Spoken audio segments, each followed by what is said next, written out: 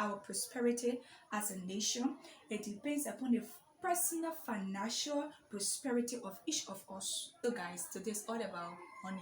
The richest man in Babylon. So this is what this whole video today is about. Hi guys, this is a life image. So I'm going to be talking about today what we did not learn about in school about money. I have been one of the spender guys. When I say spender, wait, as soon as I have a dollar, I spent it. As soon as I have a dollar, I just give it away. So I have been on a journey of becoming my better self, and this is a principle that I've learned, and I'm so excited to share it. That's just read a book, The Richest Man in Babylon. The principle that I've learned from this book, this is the principle, guys, that I want to share with you so we can become to get on top of our games. I read the book, which is Rich Dad Poor Dad. I read that book in 2019. It gave me a shift.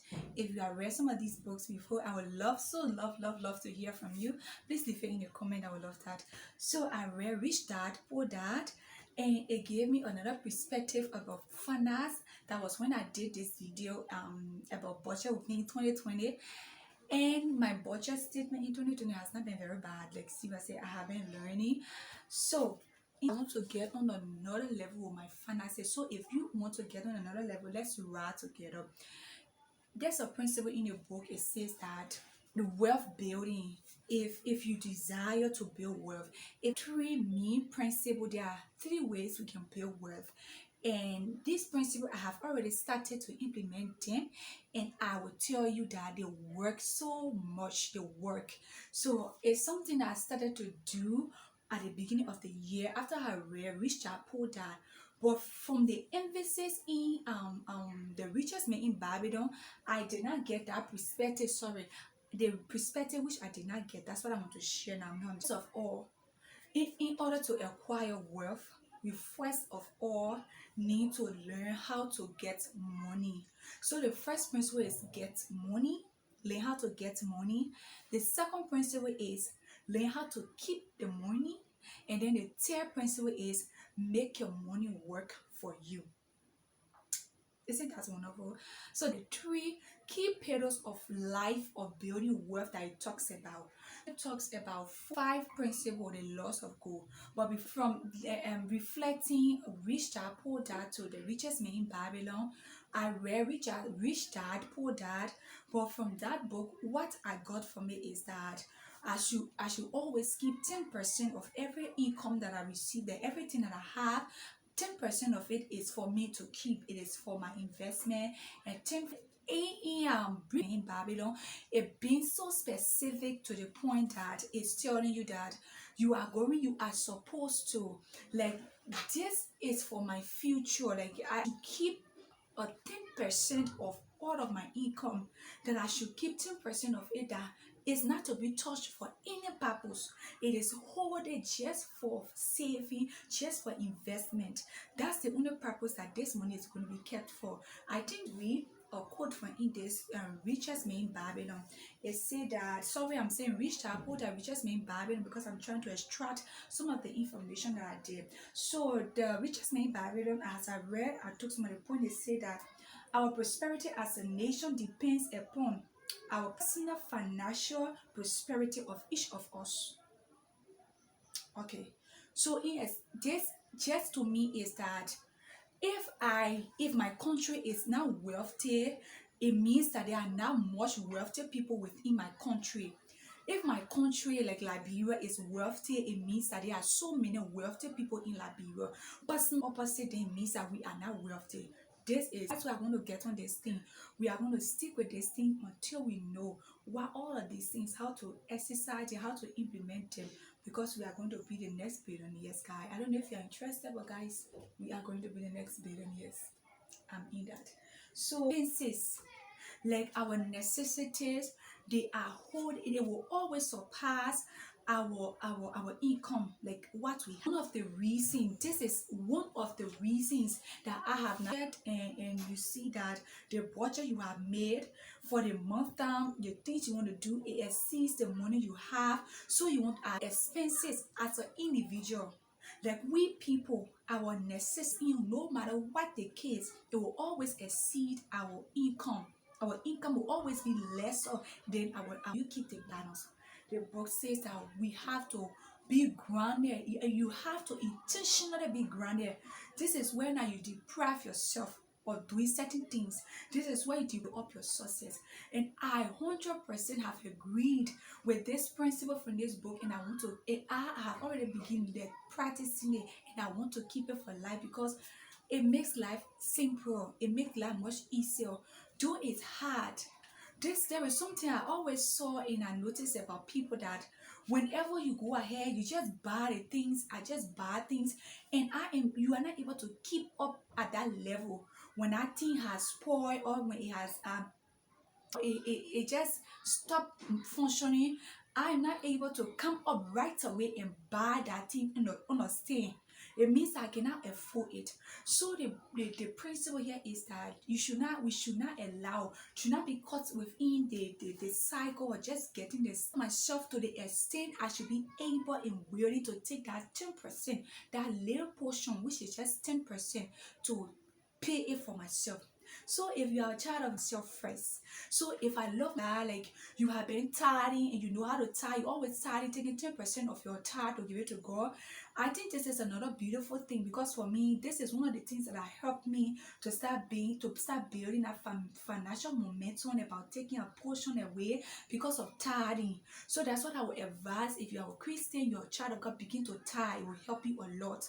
So tithing, taking away that 10% for God, and then I take away 10% for myself. Like this is my future. It is for my children. And is that from reading this book, I just learned that my money, I don't want to make it a weird form that they are my children. They are really not my children, but I mean like we can grow it, we can treat it like our own, like I own it. So say for instance, the parents, if I am an adult and I take very good care of children, children will love me because I take good care of them, because I mistreat, I maltreat them, I mistreat the children. None of them want to come to me, they will run away from me. So now this brings me to my next point in the book. It talks about the 5 laws of gold. So guys, let us read the 5 laws of gold and let's get smarter and smarter about our money. I don't know about you, but I am going to do a video below. I'm going to be reading now the 5 laws of gold. The 5 laws, it has laws. That laws are about it. And guys, I want to tell you that this thing that I'm reading to you, this riches, this is a principle that this thing has lived for generations. This thing it has been in existence. If you are familiar with the story in the Bible of the king Cabinet and the 3 Hebrews boys, if you are familiar with the scripture from the word of God, this is a season, this is an era in which this principle came from. It came from all the way back there. So this has lived for generations. I am emphasizing it because I am passionate about building our generation so we can become the leaders that we are out to be. You hearing what I'm saying? Are you getting me? So guys, first law is say here that gold, money, come in the increasing quality that put aside 10% of all of his earnings. The second one says that gold labor contented. So the goal is content working for you. It work for a wise owner who finds for its profitable employment. And the third one says gold clings to the protection of who protect the advice of wise men that are wise enough in handling the gold. The fourth one says, so guys, the man who invests it in business and purposes for which is not familiar.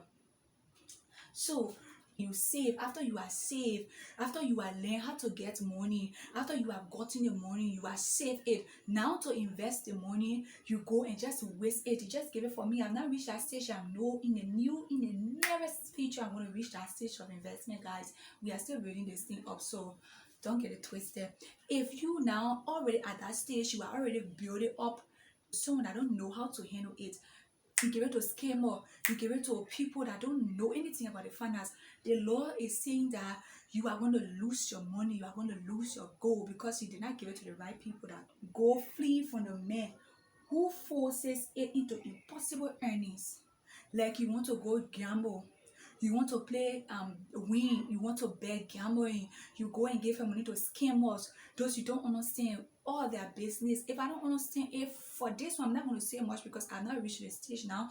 I know I'll reach in the very near future about investment, which is what I'm still learning. I'm learning it. I'm going to be honest with you, I'm still learning this portion. So if I'm at this stage, the law is telling me I'm still at the stage of acquiring the gold and keeping it, learning how to acquire it and keep it. This is where I am. So I salute you. It's hard. I'm telling you, no investing. So listen to the law. Don't force your money to places that will decrease it. So the next one is that I have been so much unconscious to talk about because I really did not know anything about money.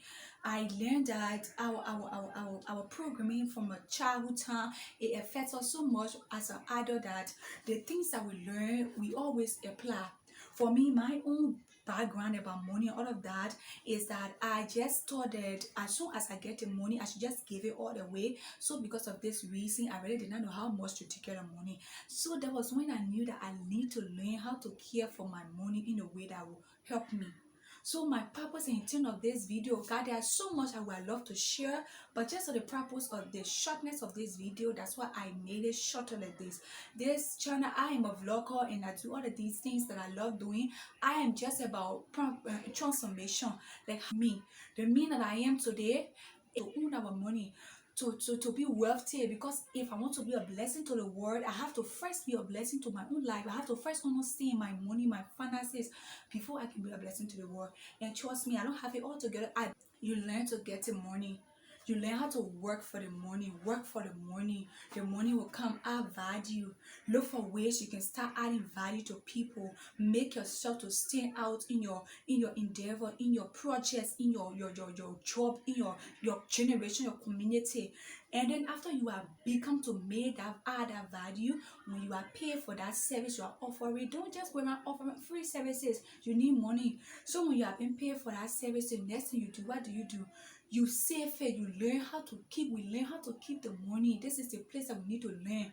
We learn this 10%, always keeping this 10% ever earning. After that 10%, the next thing we need to learn to do, like you go for, you say I'm going to invest. Guys, the best what I see that you can do. This video came at right time. Like honestly, I'm going to make the decision. You can make it. It's coming to an end. My school fees, my bills, my day. Keep this money for it to begin to generate for me. And I agree 100%. So I hope you enjoyed this video. If you like it, please give it a thumbs up and then watch out for my next video, guys.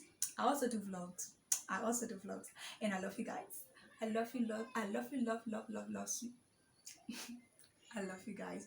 See you in my next video. Thank you so much for watching. And this is Phoebe Sumi.